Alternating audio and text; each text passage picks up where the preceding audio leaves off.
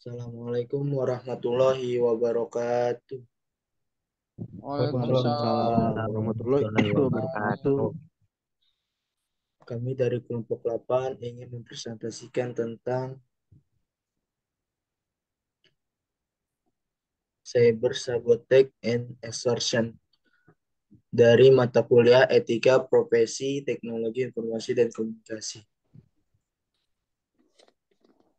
dengan beberapa nama dimulai dari atas.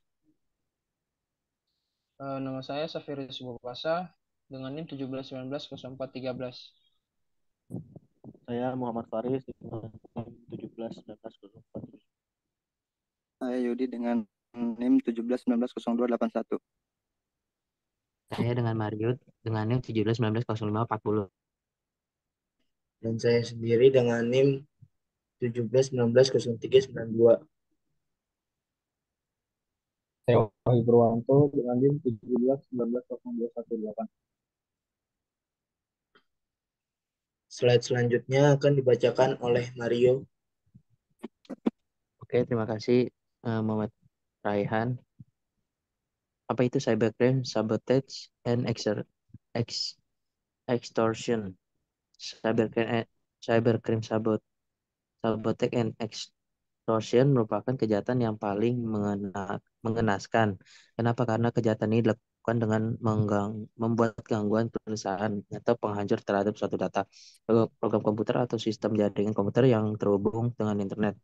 Biasanya kejahatan ini dilakukan dengan menyusupan suatu logic bomb, virus komputer, ataupun suatu program tertentu, sehingga data program komputer atau sistem jaringan komputer tidak dapat digunakan atau tidak berjalan bagaimana mestinya, karena akan berjalan sebagaimana yang dikehendaki oleh pelaku. Next. Arti cybercrime dalam luas dan sempit. Cybercrime dalam arti sempit, computer crime. Setiap pelaku ilegal yang ditujukan dengan sengaja pada operasi elektronik yang menargetkan suatu sistem keamanan komputer dan data yang diproses oleh sistem komputer tersebut, atau singkatnya tindak pidana yang dilakukan dengan menggunakan teknologi yang canggih.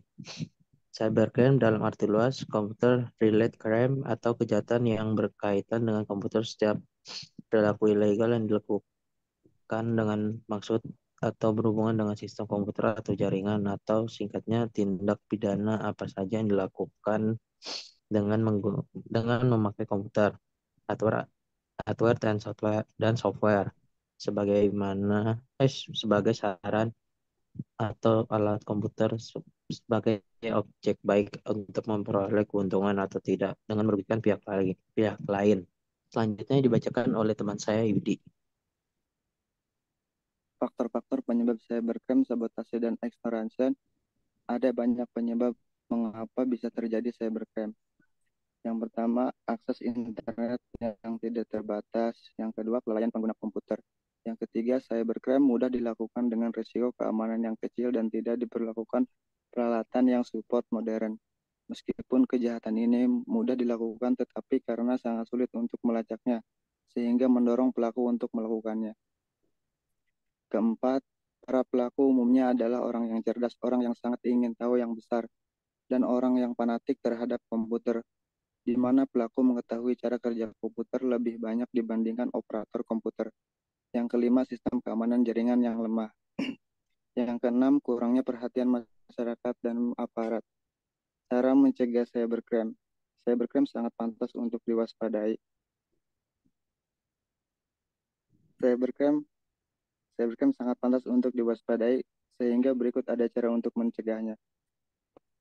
Yang pertama, rutin melakukan upgrade, dan patch pada sistem operasi dan aplikasi-aplikasi yang dipakai.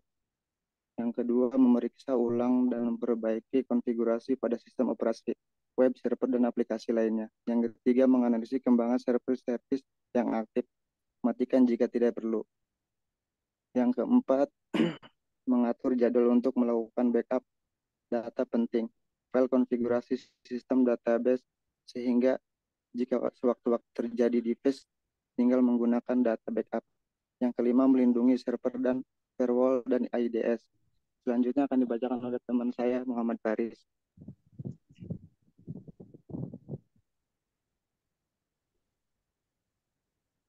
Penanggulangan cybercrime.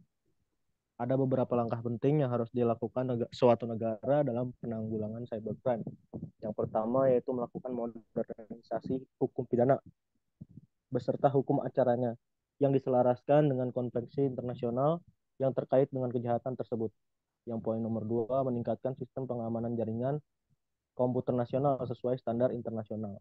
Lalu selanjutnya meningkatkan pemahaman serta keahlian aparatur penegak hukum mengenai upaya pencegahan, investigasi, dan penuntutan perkara-perkara yang berhubungan dengan cybercrime. Yang keempat, meningkatkan kesadaran warga negara mengenai masalah cybercrime serta pentingnya mencegah kejahatan tersebut untuk terjadi. Yang kelima, yaitu meningkatkan kerjasama antar negara, baik bilateral, regional, maupun multilateral, dalam upaya penanganan cybercrime, antara lain melalui perjanjian ekstradisi dan mutual assistance treaties. Lanjut.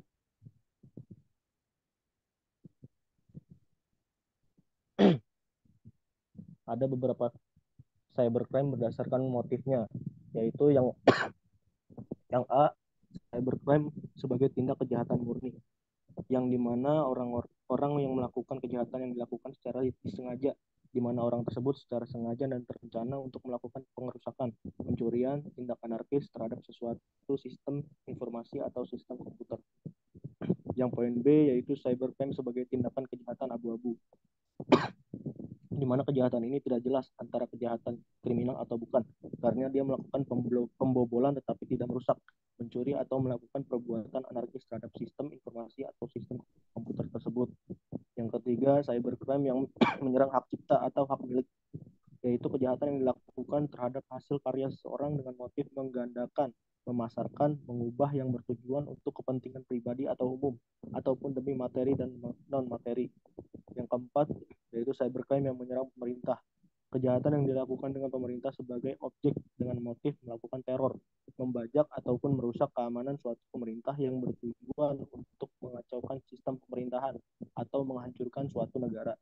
Cybercrime yang menyerang secara individu ialah kejahatan yang dilakukan terhadap orang lain dengan motif dendam atau iseng yang bertujuan untuk merusak nama baik, mencoba ataupun mempermainkan seseorang untuk mendapatkan kepuasan pribadi. Untuk slide selanjutnya akan dibacakan oleh Saverius.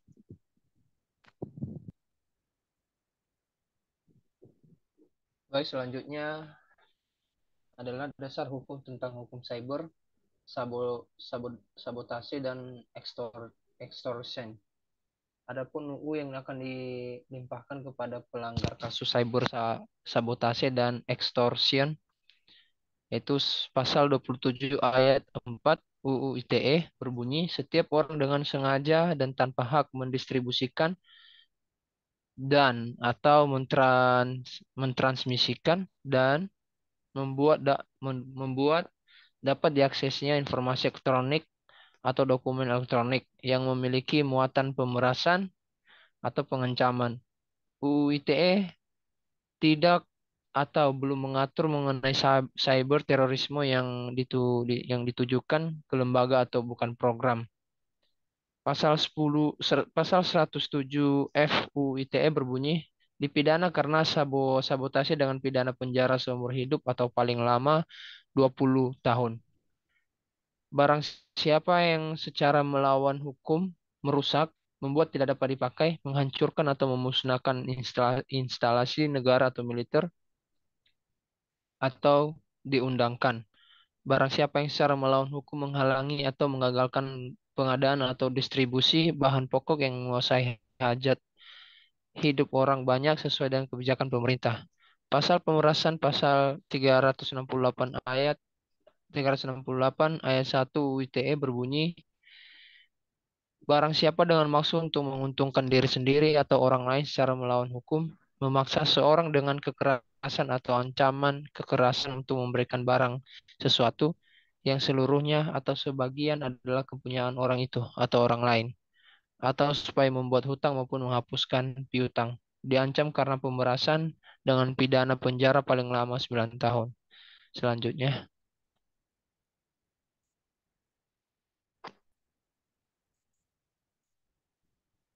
contoh kasus pada cyber sabotage dan extortion akan dibacakan oleh teman kami Wahyu.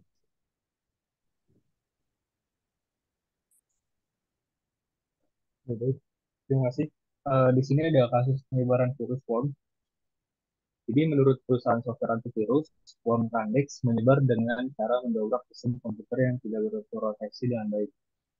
Candex menyebar pada jaringan LAN atau Local Area Networks dan mengeksploitasi komputer bersistem operasi Windows.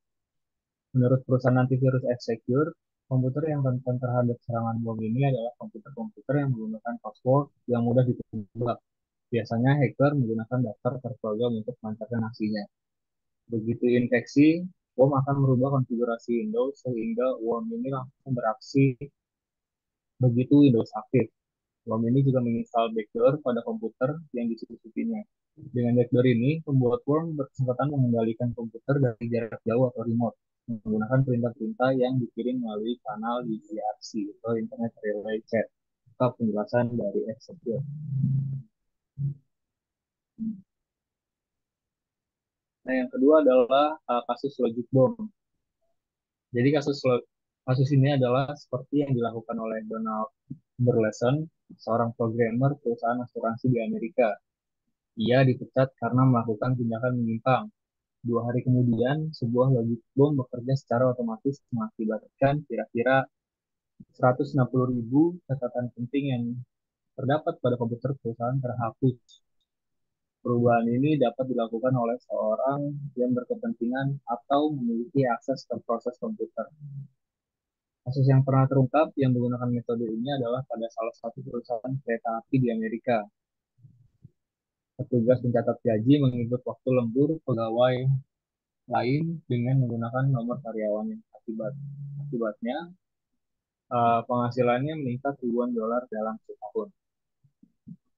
Dan selanjutnya akan dijelaskan oleh Muhammad Rehan. Kesimpulan. Berdasarkan data yang telah dibahas dalam makalah dan presentasi kali ini, maka dapat kami simpulkan bahwa kemajuan teknologi mempunyai dampak positif dan negatif. Salah satunya yaitu merupakan kejahatan yang timbul dari dampak negatif perkembangan aplikasi internet. Sarana yang dipakai tidak hanya komputer, melainkan juga teknologi. Sehingga yang melakukan kejahatan ini perlu proses belajar. Motif melakukan kejahatan ini di samping karena uang juga iseng. Kejahatan ini juga bisa ditimbul karena ketidakmampuan hukum, termasuk aparat, dalam menjangkaunya. Kejahatan ini bersifat maya, di mana si pelaku tidak tampak secara fisik. Saran dari kami tentang cybercrime, sabotage, and extortion adalah berkaitan dengan cybercrime tersebut, maka kami sarankan perlu adanya upaya pencegahan untuk ada beberapa hal yang perlu diperhatikan, yaitu satu, segera membuat regulasi yang berkaitan dengan cyber law pada umumnya dan cybercrime pada khususnya. Yang kedua, kejahatan ini merupakan global crime. Akan perlu mempertimbangkan draft internasional yang berkaitan dengan cybercrime. Yang ketiga, melakukan pengajian atau perjanjian ekstradisi dengan negara lain. Dan yang keempat, mempertimbangkan penerapan alat bukti elektronik dalam hukum pembuktiannya. Dan yang kelima, harus ada aturan khusus mengenai cybercrime.